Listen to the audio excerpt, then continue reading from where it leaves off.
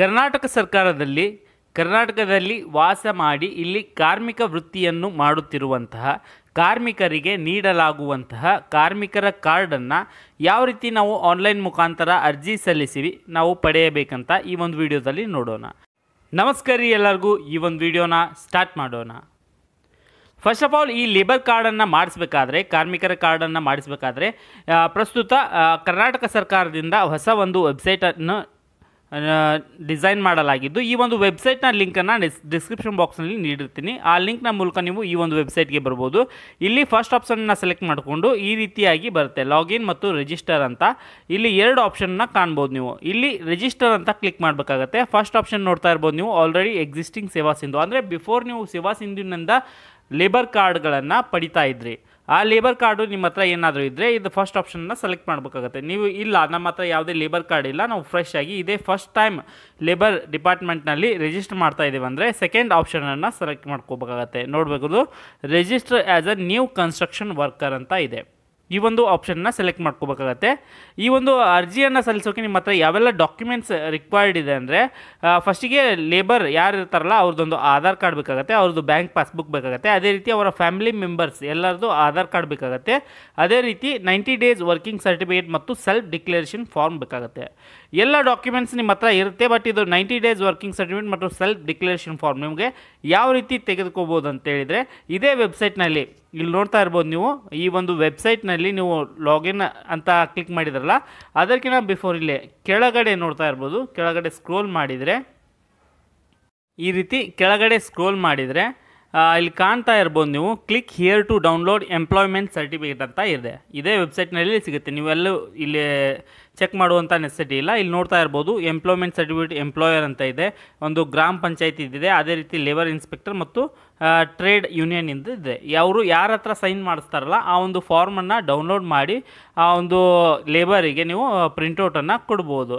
ಅದೇ ರೀತಿ self declaration ಕೆಳಗಡೆ ನೀಡಿದ್ದಾರೆ, ನೋಡ್ತಾ ಇರ್ಬೋದು, ಸ್ವಯಂ ಘೋಷಿತ ಪಂದ್ರ ಅಂತೇಳಿ ನೀಡಿದ್ದಾರೆ. ಇದನ್ನು ಡೌನ್ಲೋಡ್ ಮಾಡಿ ಆ ಒಂದು ಕಾರ್ಮಿಕರಿಗೆ ನೀವು ತೆಗೆದುಕೊಡ್ಬೋದು. ಇದೊಂದು ಎರಡನ್ನೂ ಸೈನ್ ಮಾಡಿಸ್ಕೊಂಡು ಬಂದಮೇಲೆ ಎಲ್ಲ ಡಾಕ್ಯುಮೆಂಟ್ಸ್ ಅವ್ರದ್ದು ರೆಡಿ ಆಗುತ್ತೆ. ಆವಾಗ ನೀವು ಅರ್ಜಿಯನ್ನು ಇದನ್ನು ಸಲ್ಲಿಸ್ಬೋದು. ಇಲ್ಲಿ ನೋಡ್ತಾ ಇರ್ಬೋದು, ಅರ್ಜಿ ಸಲ್ಲಿಸುವಂಥ ಪ್ರಕ್ರಿಯೆ ತುಂಬ ಸರಳವಾಗಿದ್ದು ನೀವು ಈಸಿಯಾಗಿ ಅಪ್ಲೈ ಮಾಡ್ಬೋದಾಗಿದೆ. ಫಸ್ಟಿಗೆ ಇಲ್ಲಿ ಅವರ ಒಂದು ಮೊಬೈಲ್ ನಂಬರ್ನ ಎಂಟರ್ ಮಾಡಿ OTPನ ಸೆಂಡ್ ಮಾಡಬೇಕಾಗತ್ತೆ. OTP ಸೆಂಡ್ ಆದಮೇಲೆ ನಿಮ್ಮ ಒಂದು ಮೊಬೈಲಿಗೆ ಯಾವ ಮೊಬೈಲ್ ನಂಬರನ್ನ ನೀಡಿರುತ್ತಲ್ಲ ಆ ಮೊಬೈಲಿಗೆ ಒಂದು OTP ಬರುತ್ತೆ. ಆ OTPನ ಇಲ್ಲಿ ಎಂಟರ್ ಮಾಡಿ ಸಬ್ಮಿಟ್ ಅಂತ ನೀಡಬೇಕಾಗತ್ತೆ. ಈ ರೀತಿಯಾಗಿ ನೀವು ಒಂದು ಆ ಮೊಬೈಲಿಂದ ಒಂದು ರಿಜಿಸ್ಟರ್ ಮಾಡ್ತೀರಾ. ಆ ಮೊಬೈಲ್ ನಂಬರೇ ನಿಮ್ಮ ಒಂದು ಲಾಗಿನ್ ಮಾಡೋಕ್ಕೆ ರಿಜಿಸ್ಟರ್ ನಂಬರ್ ಆಗಿರುತ್ತೆ. ಸೊ ಈ ರೀತಿಯಾಗಿ OTPನ ಎಂಟರ್ ಮಾಡಿ ಲಾಗಿನ್ ಅಂತ ಕ್ಲಿಕ್ ಮಾಡಬೇಕಾಗತ್ತೆ. ಈ ರೀತಿ ಲಾಗಿನ್ ಆದಮೇಲೆ ಇಲ್ಲಿ ನೋಡ್ತಾ ಇರ್ಬೋದು ಅವರ ಒಂದು ಡ್ಯಾಶ್ಬೋರ್ಡ್ ಓಪನ್ ಆಗುತ್ತೆ. ಇಲ್ಲಿ ಆಪ್ಷನನ್ನು ಕಾಣ್ತಾ ಇರ್ಬೋದು ನೀವು, ರಿಜಿಸ್ಟರ್ ಅಂತ ಇದೆ, ಸ್ಟೇಟಸ್ ಅಂತ ರಿನಿವಲ್ ಅಂತ ಇದೆ, ಮತ್ತು ಸ್ಕೀಮ್ಸ್ ಅಂತ ಇದೆ, ಸ್ಕೀಮ್ ಸ್ಟೇಟಸ್ ಅಂತ ಇದೆ. ಫಸ್ಟ್ ಒಂದು ರಿಜಿಸ್ಟರ್ ಅಂತ ಕ್ಲಿಕ್ ಮಾಡಿ ಇದರ ಮೇಲೆ ನೀವು ಆಧಾರ್ ಕಾರ್ಡ್ ಸಂಖ್ಯೆಯನ್ನು ಇಲ್ಲಿ ಎಂಟರ್ ಮಾಡಬೇಕಾಗತ್ತೆ. ಆ ಅಭ್ಯರ್ಥಿಯ ಒಂದು ಆಧಾರ್ ಕಾರ್ಡ್ ಸಂಖ್ಯೆಯನ್ನು ಎಂಟರ್ ಮಾಡಿ ಅವರ ಒಂದು KYCನ ಇಲ್ಲಿ ಮಾಡಬೇಕಾಗತ್ತೆ. ನೋಡ್ತಾ ಇರ್ಬೋದು OTP ಅಂತ ಸೆಲೆಕ್ಟ್ ಮಾಡಿಕೊಂಡು ಸಬ್ಮಿಟ್ ಅಂತ ಸೆಂಡ್ ಮಾಡಬೇಕಾಗತ್ತೆ. ಅವರ ಒಂದು ಆಧಾರ್ ಕಾರ್ಡಿಗೆ ಯಾವ ಮೊಬೈಲ್ ನಂಬರ್ ಲಿಂಕ್ ಇರುತ್ತಲ್ಲ ಆ ಮೊಬೈಲ್ ನಂಬರ್ಗೆ ಒಂದು OTP ಹೋಗುತ್ತೆ. ಆ OTPನ ಇಲ್ಲಿ ಎಂಟರ್ ಮಾಡಿ ಸಬ್ಮಿಟ್ ಅಂತ ಕೊಡಬೇಕಾಗತ್ತೆ. ಈ ರೀತಿ ಮಾಡೋದ್ರಿಂದ ಆ ಒಂದು ಅಭ್ಯರ್ಥಿಯ ಲೇಬರ್ ಯಾರಿದ್ದಾರಲ್ಲ ಆ ಲೇಬರಿನ ಎಲ್ಲ ಡೀಟೇಲ್ಸ್, ಅಂದರೆ ಫೋಟೋ ಆಗಿರ್ಬೋದು, ಅವರ ಜೆಂಡರ್ ಆಗಿರ್ಬೋದು, ಡೇಟ್ ಆಫ್ ಬರ್ತ್ ಆಗಿರ್ಬೋದು, ನೇಮ್ ಆಗಿರ್ಬೋದು, ಎಲ್ಲ ಆಟೋಮೆಟಿಕ್ಕಾಗಿ ಪೆಂಚ್ ಆಗುತ್ತೆ. ಇಲ್ಲಿ ಡೀಟೇಲ್ಸ್ ಎಲ್ಲ ಆಟೋಮೆಟಿಕ್ಕಾಗಿ ಇಲ್ಲಿ ಶೋ ಆಗುತ್ತೆ. ನೋಡ್ತಾ ಇರ್ಬೋದು. ನೀವೇನಾದರೂ ಈ ಫೋಟೋನ ಚೇಂಜ್ ಮಾಡಬೇಕಾದ್ರೆ ಕೆಳಗಡೆ ಆಪ್ಷನ್ನ ನೀಡಿದ್ದಾರೆ, ಅಪ್ಲೋಡ್ ಪ್ರೊಫೈಲ್ ಫೋಟೋ ಅಂತ. ಫೋಟೋ ಏನಾದರೂ ತುಂಬ ಹಳೇದಾಗಿದ್ದರೆ ಫೋಟೋನ ಫ್ರೆಶ್ ಆಗಿ ಒಂದು ಪಾಸ್ಪೋರ್ಟ್ ಸೈಜ್ ಫೋಟೋನ ಸ್ಕ್ಯಾನ್ ಮಾಡಿ ಅಪ್ಲೋಡ್ ಮಾಡಬೇಕಾಗತ್ತೆ. ಅದಾದಮೇಲೆ ಇಲ್ಲಿ ಬೇಸಿಕ್ ಡೀಟೇಲ್ಸನ್ನು ಕೇಳಿರ್ತಾರೆ ಫಸ್ಟ್ ಆಪ್ಷನ್ನಲ್ಲಿ. ನೋಡ್ತಾ ಇರ್ಬೋದು ನೀವು, ಇಲ್ಲಿ ಜೆಂಡರ್ ಕೂಡ ಸೆಲೆಕ್ಟ್ ಆಗಿದೆ. ಮ್ಯಾರಿಟಲ್ ಸ್ಟೇಟಸ್ ಅಂದರೆ ಮದುವೆ ಆಗಿದೆಯೋ ಇಲ್ಲವೋ, ಅಥವಾ ಡೈವರ್ಸ್ ಆಗಿದೆಯೋ, ಇಲ್ಲ ಅವರು ವಿಧವೆಯೋ ವಿಧುರನೋ ಏನಿದೆಯಲ್ಲ ಅದನ್ನು ಸೆಲೆಕ್ಟ್ ಮಾಡ್ಕೋಬೇಕಾಗತ್ತೆ. ಇದಾದಮೇಲೆ ನಿಮ್ಮ ಒಂದು ಕೆಟಗರಿ, ಆ ಲೇಬರಿನ ಕೆಟಗರಿ, ಲೇಬರ್ ಕಾರ್ಡ್ ಮಾಡಿಸುವಂತಹ ಆ ವ್ಯಕ್ತಿಯ ಒಂದು ಕೆಟಗರಿನ ಸೆಲೆಕ್ಟ್ ಮಾಡಬೇಕಾಗತ್ತೆ. ಅಂದರೆ SC ST OBC 2A 2B ಏನಿದೆಯಲ್ಲ ಅದನ್ನು ಸೆಲೆಕ್ಟ್ ಮಾಡ್ಕೋಬೇಕಾಗತ್ತೆ. ಈ ಕಡೆ ಮೈಗ್ರೇಟ್ ವರ್ಕರ್ ಅಂತ ಇದೆ, ಅವರು ಬೇರೆ ರಾಜ್ಯದಿಂದ ವಲಸೆ ಬಂದ ಕಾರ್ಮಿಕರಂತ ಇದೆ, ಅದನ್ನು ಎಲ್ಲ ಆಲ್ಮೋಸ್ಟ್ ನೋ ಇರ್ತಾವಿದು, ಮೂರೂ ನೋ ಅಂತ ಸೆಲೆಕ್ಟ್ ಮಾಡ್ಕೊಳ್ಳಿ. ಆಯುಷ್ಮಾನ್ ಕಾರ್ಡ್ ಇದ್ದರೆ ಎಸ್ ಅಂತ ಕೊಟ್ಟು ಆಯುಷ್ಮಾನ್ ಕಾರ್ಡಿನ ನಂಬರನ್ನು ಎಂಟರ್ ಮಾಡಬೇಕಾಗತ್ತೆ. ಇದಿಲ್ಲಪ್ಪ ಅಂದರೆ ನೋ ಅಂತ ಸೆಲೆಕ್ಟ್ ಮಾಡಬೇಕಾಗತ್ತೆ. ನೆಕ್ಸ್ಟ್ ಇಲ್ಲಿ ರಿಲಿಜಿಯನ್, ಹಿಂದೂ, ಮುಸ್ಲಿಂ, ಕ್ರಿಶ್ಚಿಯನ್ ಏನಿದೆಯಲ್ಲ ಅದನ್ನು ಸೆಲೆಕ್ಟ್ ಮಾಡ್ಕೊಳ್ಳಿ. ಅದೇ ರೀತಿ ಆ ಒಂದು ಕಾರ್ಮಿಕರ ವಿದ್ಯಾರ್ಹತೆಯನ್ನು ಇಲ್ಲಿ ಸೆಲೆಕ್ಟ್ ಮಾಡ್ಕೋಬೇಕಾಗತ್ತೆ. ನೋಡ್ತಾ ಇರ್ಬೋದು, ಕಾರ್ಮಿಕರ ವಿದ್ಯಾರ್ಹತೆಯನ್ನು ಸೆಲೆಕ್ಟ್ ಮಾಡ್ಕೋಬೇಕಾಗತ್ತೆ.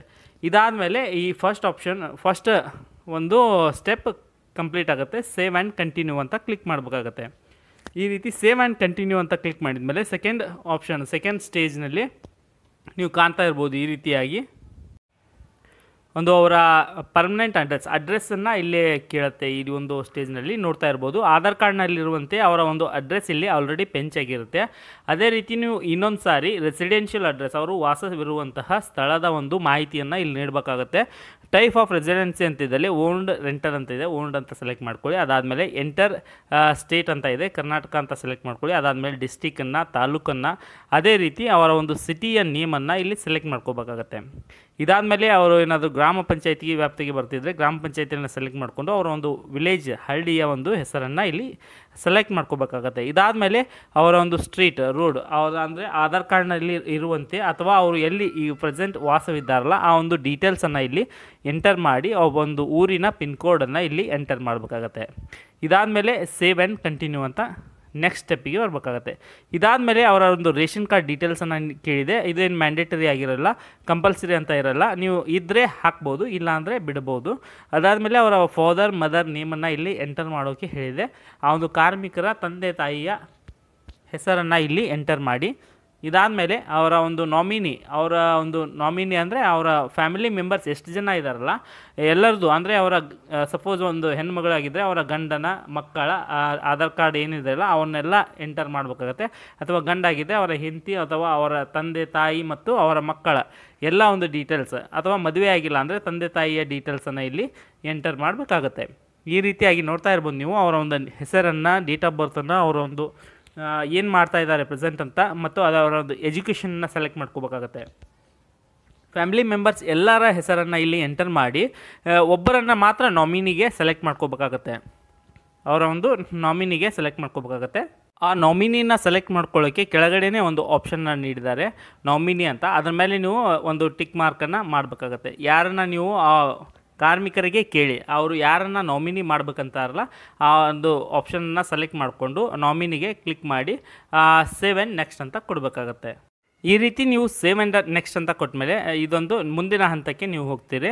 ನೋಡ್ತಾ ಇರ್ಬೋದು ಈ ರೀತಿಯಾಗಿ ನೀವು ಅಡ್ರೆಸ್ಸನ್ನು ಮತ್ತು ನಾಮಿನಿ ಡೀಟೇಲ್ಸನ್ನು ಆ್ಯಡ್ ಮಾಡಿದಾದಮೇಲೆ ಮುಂದಿನ ಹಂತದಲ್ಲಿ ನೀವು ಕಾರ್ಮಿಕರ ಒಂದು ಬ್ಯಾಂಕ್ ಖಾತೆಯ ಅಂದರೆ ಬ್ಯಾಂಕ್ ಡೀಟೇಲ್ಸನ್ನು ಇಲ್ಲಿ ಎಂಟರ್ ಮಾಡಬೇಕಾಗತ್ತೆ. ಆ ಕಾರ್ಮಿಕರ ಒಂದು ಬ್ಯಾಂಕ್ ಪಾಸ್ಬುಕ್ಕನ್ನು ನೀವು ಏನು ತೆಗೆದುಕೊಂಡಿರ್ತಾರಲ್ಲ ಆ ಒಂದು ಬ್ಯಾಂಕ್ ಪಾಸ್ಬುಕ್ಕಿನಲ್ಲಿರುವಂತೆ ಅವರ ಕಾರ್ಮಿಕರ ಅಕೌಂಟ್ ನಂಬರನ್ನು ಇಲ್ಲಿ ಸರಿಯಾಗಿ ಎಂಟರ್ ಮಾಡಿ ನೆಕ್ಸ್ಟ್ನಲ್ಲಿ ಆ ಅಕೌಂಟ್ ಎಲ್ಲಿದೆಯಲ್ಲ, ಯಾವ ಬ್ಯಾಂಕ್ನಲ್ಲಿದೆಯಲ್ಲ ಆ ಬ್ಯಾಂಕಿನ ಒಂದು IFSC ಕೋಡನ್ನ ಎಂಟರ್ ಮಾಡಿ ಪೆಂಚ್ ಡೀಟೇಲ್ಸ್ ಅಂತ ಕೊಡಬೇಕಾಗತ್ತೆ. ಬ್ಯಾಂಕ್ ಡೀಟೇಲ್ಸನ್ನು ಇಲ್ಲಿ ಎಂಟರ್ ಮಾಡಿದ ಮೇಲೆ ಆ ಬ್ಯಾಂಕಿನ ಸಂಪೂರ್ಣ ಮಾಹಿತಿ ಇಲ್ಲಿ ಶೋ ಆಗುತ್ತೆ. ಅದೇ ರೀತಿ ಆ ಬ್ಯಾಂಕ್ ಪಾಸ್ಬುಕ್ ಇರುತ್ತಲ್ಲ ಆ ಫ್ರಂಟ್ ಪೇಜನ್ನು ಬ್ಯಾಂಕ್ ಅಕೌಂಟ್ ನಂಬರ್ ಅದೇ ರೀತಿ IFSC ಕೋಡ್ ಕಾಣುವ ಹಾಗೆ ಸ್ಕ್ಯಾನ್ ಮಾಡಿ ಅಪ್ಲೋಡ್ ಮಾಡಬೇಕಾಗತ್ತೆ.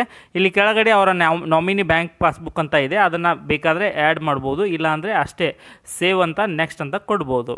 ಇದಾದಮೇಲೆ ಇಲ್ಲಿ ನೋಡ್ತಾ ಇರ್ಬೋದು ಲಾಸ್ಟ್ ಸ್ಟೆಪ್ನಲ್ಲಿ details of 90 days work certificate ಅಂತ ಇದೆ. ಆ ಕಾರ್ಮಿಕ 90 ದಿನಗಳಿಂದ ಯಾರ ಹತ್ರ ಕೆಲಸ ಮಾಡ್ತಾ ಇದ್ದಾನಲ್ಲ, ಅಂದರೆ ಯಾವ ಮನೆಯಲ್ಲಿ ಮನೆ ಕಟ್ತಾ ಇದ್ದರೆ ಮನೆಯ ಮಾಲೀಕರ ಸೈನ್ನ ಮಾಡಿಸ್ಕೊಂಡ್ಬಂದಿರ್ತಾರಲ್ಲ ಆ ಮಾಲಕನ ಅಥವಾ ಕಾಂಟ್ರಾಕ್ಟರ್ ಯಾರು ಆ ಮನೆಯನ್ನು ಕನ್ಸ್ಟ್ರಕ್ಷನ್ ಮಾಡೋಕ್ಕೆ ತೆಗೆದುಕೊಂಡಿರ್ತಾರಲ್ಲ ಆ ಒಂದು ಕಾಂಟ್ರಾಕ್ಟರ್ನ ಡೀಟೇಲ್ಸನ್ನು ಇಲ್ಲಿ ಫಿಲ್ ಮಾಡಬೇಕಾಗತ್ತೆ. ಫಸ್ಟ್ ಆಫ್ ಆಲ್ ಅವನ ಒಂದು ನೇಮನ್ನು ಸೆಲೆಕ್ಟ್ ಎಂಟರ್ ಮಾಡಬೇಕಾಗತ್ತೆ. ಅದಾದಮೇಲೆ ವರ್ಕಿಂಗ್ ಪ್ಲೇಸ್, ಆ ವರ್ಕ್ ಎಲ್ಲಿ ಮಾಡ್ತಾ ಇದ್ದಾರಲ್ಲ ಆ ಒಂದು ವರ್ಕಿಂಗ್ ಪ್ಲೇಸನ್ನು ಡೀಟೇಲ್ಸನ್ನು ಎಂಟರ್ ಮಾಡಬೇಕಾಗತ್ತೆ. ಅದೇ ರೀತಿ ಆ ಎಂಪ್ಲಾಯರ್ ಯಾರು ಕೆಲಸ ನೀಡಿದಾರಲ್ಲ ಅವರ ಒಂದು ಮೊಬೈಲ್ ನಂಬರ್ನ ಎಂಟರ್ ಮಾಡಬೇಕಾಗತ್ತೆ.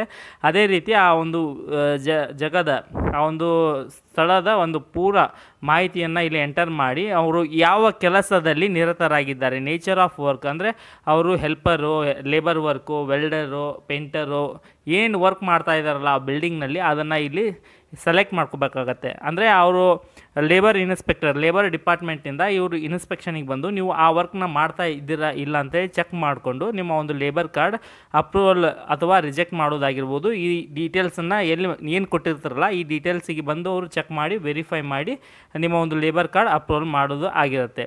ಸೊ ಈ ಡೀಟೇಲ್ಸನ್ನು ನೀವು ಸಂಪೂರ್ಣವಾಗಿ ಸರಿಯಾಗಿ ಮಾಹಿತಿಯನ್ನು ಇಲ್ಲಿ ನೀಡಬೇಕಾಗುತ್ತೆ. ಅದಾದಮೇಲೆ ಇಲ್ಲಿ 90 ಡೇಸ್ ವರ್ಕ್ ಸರ್ಟಿಫಿಕೇಟ್ ಡೀಟೇಲ್ಸ್ ಅಂತ ಇದೆಯಲ್ಲ, ಇಲ್ಲಿ ನೀವು ಟೈಪ್ ಆಫ್ ಇಶ್ಯೂವರ್, ಇಲ್ಲೇ ಲೇಬರ್ ಇನ್ಸ್ಪೆಕ್ಟರ್ ನೀಡಿದಾರೋ, ಟ್ರೇಡ್ ಯೂನಿಯನ್ನು ಅಥವಾ PDOನೋ, ನೀವು ಯಾರ ಹತ್ರ ಆ ಫಾರ್ಮನ್ನು ಸೈನ್ ಮಾಡಿಸಿದ್ರಲ್ಲ, ಆ ಫಸ್ಟಿಗೆ ನಾನು ತೋರಿಸಿದ್ನಲ್ಲ ಫಾರ್ಮನ್ನು ಡೌನ್ಲೋಡ್ ಮಾಡೋದು, ಆ ಯಾವ ಫಾರ್ಮನ್ನು ಡೌನ್ಲೋಡ್ ಮಾಡಿದ್ರಲ್ಲ ಅದನ್ನು ಇಲ್ಲಿ ಸೆಲೆಕ್ಟ್ ಮಾಡಿಕೊಂಡು ಇಶ್ಯೂ ಡೇಟ್, ಅವರು ಯಾವ ಡೇಟಿಗೆ ನಿಮಗೆ ಇಶ್ಯೂ ಮಾಡಿದಾರ ಆ ಡೇಟನ್ನು ಎಂಟರ್ ಮಾಡಿ, ಇಶ್ಯೂವರ್ ಯಾರು ಇಶ್ಯೂ ಮಾಡಿದಾರಲ್ಲ ಅವರ ಒಂದು ನೇಮ್, ಹೆಸರನ್ನು ಎಂಟರ್ ಮಾಡಿ, ಅವರ ಒಂದು ಡೆಸಿಗ್ನೇಷನ್ನ ಇಲ್ಲಿ ಎಂಟರ್ ಮಾಡಿ, ಅವರ ಫೋನ್ ನಂಬರನ್ನ ಎಂಟರ್ ಮಾಡಬೇಕಾಗತ್ತೆ. ಫೋನ್ ನಂಬರ್ ಎಂಟರ್ ಆದಮೇಲೆ upload your 90 days working certificate ಅಂತ ಇದೆ. ಆ ಒಂದು ವರ್ಕಿಂಗ್ ಸರ್ಟಿಫಿಕೇಟನ್ನು ನೀವು ಡೌನ್ಲೋಡ್ ಮಾಡಿ ಕೊಟ್ಟಿರ್ತಾರಲ್ಲ, ಆ ಸೈನ್ ಮಾಡಿಸ್ಕೊಂಬಂದಂತಹ ಫಾರ್ಮನ್ನು ಇಲ್ಲಿ ಸ್ಕ್ಯಾನ್ ಮಾಡಿ ಅಪ್ಲೋಡ್ ಮಾಡಬೇಕಾಗತ್ತೆ. ಇದಾದಮೇಲೆ ಸೇವ್ ಯುವರ್ ಡೀಟೇಲ್ಸ್ ಅಂತ ಇದೆ, ಸೇವ್ ಯುವರ್ ಡೀಟೇಲ್ಸ್ ಅಂತ ಮಾಡಿ ನೆಕ್ಸ್ಟ್ ಸ್ಟೆಪ್ನಲ್ಲಿ ಹೋಗಬೇಕಾಗತ್ತೆ. ನೆಕ್ಸ್ಟ್ ಸ್ಟೆಪ್ ಏನಿರೋದಿಲ್ಲ, ಪ್ರಿವ್ಯೂ ಆಗಿ ಬರುತ್ತೆ. ನೀವು ಫಸ್ಟ್ ಸ್ಟೆಪ್ಪಿಂದ ನೀವು ಏನೇನೆಲ್ಲ ಡೀಟೇಲ್ಸನ್ನು ಫಿಲ್ ಮಾಡ್ಕೊಂಡು ಬಂದ್ರಲ್ಲ ಆ ಡೀಟೇಲ್ಸ್ ಎಲ್ಲ ಇಲ್ಲಿ ಶೋ ಆಗುತ್ತೆ, ನೋಡ್ತಾ ಇರ್ಬೋದು ನೀವು. ಈ ರೀತಿಯಾಗಿ ನಿಮಗೆ ಎಲ್ಲ ಡೀಟೇಲ್ಸ್ ಇಲ್ಲಿ ಶೋ ಆಗುತ್ತೆ. ಇನ್ನೊಂದು ಸಾರಿ ನೀವು ಆ ಮಾಹಿತಿ, ನೀವು ಏನೆಲ್ಲ ಮಾಹಿತಿಯನ್ನು ಎಂಟರ್ ಮಾಡಿದಾರಲ್ಲ ಎಲ್ಲ ಮಾಹಿತಿ ಸರಿಯಾಗಿ ಇದೆಯೋ ಇಲ್ಲೋ ಅಂತೇಳಿ ಸರಿಯಾಗಿ ಇನ್ನೊಂದು ಸಾರಿ ಚೆಕ್ ಮಾಡಿಕೊಂಡು ಎಲ್ಲ ಸರಿಯಾಗಿದ್ದ ಮೇಲೆ ಇಲ್ಲಿ ಕೆಳಗಡೆ ಬಂದು ಎಲ್ಲ ಡಿಕ್ಲೇರೇಷನ್ ಮೇಲೆ ಚೆಕ್ ಮಾರ್ಕನ್ನು ನೀಡಿ ಸೆಲ್ಫ್ ಡಿಕ್ಲೇರೇಷನ್ ಫಾರ್ಮ್ ಅಂತ ಇದೆ. ಆ ಸೆಲ್ಫ್ ಡಿಕ್ಲರೇಷನ್ ಫಾರ್ಮ್ ನೀವು ಫಸ್ಟಿಗೆ ನಾನು ತೋರಿಸಿದ ಹಾಗೆ ಆ ಫಾರ್ಮನ್ನು ಡೌನ್ಲೋಡ್ ಮಾಡಿ ಕೊಟ್ಟಿರ್ತಾರಲ್ಲ ಆ ಫಾರ್ಮನ್ನು ಸ್ಕ್ಯಾನ್ ಮಾಡಿ ಅಪ್ಲೋಡ್ ಮಾಡಬೇಕಾಗತ್ತೆ. ಅದಾದಮೇಲೆ ಫೈನಲ್ ಸಬ್ಮಿಟನ್ನು ನೀಡಬೇಕಾಗತ್ತೆ. ಈ ರೀತಿ ಫೈನಲ್ ಸಬ್ಮಿಟ್ ನೀಡಿದ ಮೇಲೆ ಒಂದು ಅಕ್ನಾಲಜ್ಮೆಂಟ್ ಬರುತ್ತೆ. ಅಕ್ನಾಲಜ್ಮೆಂಟನ್ನು ಆ ಕಾರ್ಮಿಕರಿಗೆ ನೀಡಿ ಕಳಿಸ್ಬೇಕಾಗತ್ತೆ. ಇಷ್ಟೇ ರೀ, ಈ ರೀತಿಯಾಗಿ ನೀವು ಈಸಿಯಾಗಿ ಕಾರ್ಮಿಕರ ಕಾರ್ಡ್ಗಾಗಿ ಅರ್ಜಿಯನ್ನು ಸಲ್ಲಿಸಬಹುದಾಗಿದೆ. ಇದರಲ್ಲಿ ಯಾವುದೇ ರೀತಿಯಾದಂತಹ ನಿಮಗೆ ತೊಂದರೆ ಬಂದರೆ ನಮಗೆ ಕಮೆಂಟ್ ಬಾಕ್ಸ್ನ ಮೂಲಕ ತಿಳಿಸಿ, ನಾನು ನಿಮಗೆ ಹೆಲ್ಪ್ ಮಾಡ್ತೇನೆ. ಇದೇ ರೀತಿ ಹೆಚ್ಚಿನ ವೀಡಿಯೋಗಳನ್ನು ನೋಡೋಕ್ಕೆ ನಮ್ಮೊಂದು ಯೂಟ್ಯೂಬ್ ಚಾನಲ್ನ ಸಬ್ಸ್ಕ್ರೈಬ್ ಮಾಡಿ, ಅದೇ ರೀತಿ ಬೆಲ್ ಬಟನ್ನ ಒತ್ತಿ, ಅದೇ ರೀತಿ ನಿಮ್ಮ ಒಂದು ಫ್ರೆಂಡ್ಸ್ ಮತ್ತು ಫ್ಯಾಮಿಲಿಯೊಂದಿಗೆ ಕೂಡ ಈ ಒಂದು ವಿಡಿಯೋನ ಶೇರ್ ಮಾಡಿ. ಧನ್ಯವಾದಗಳು.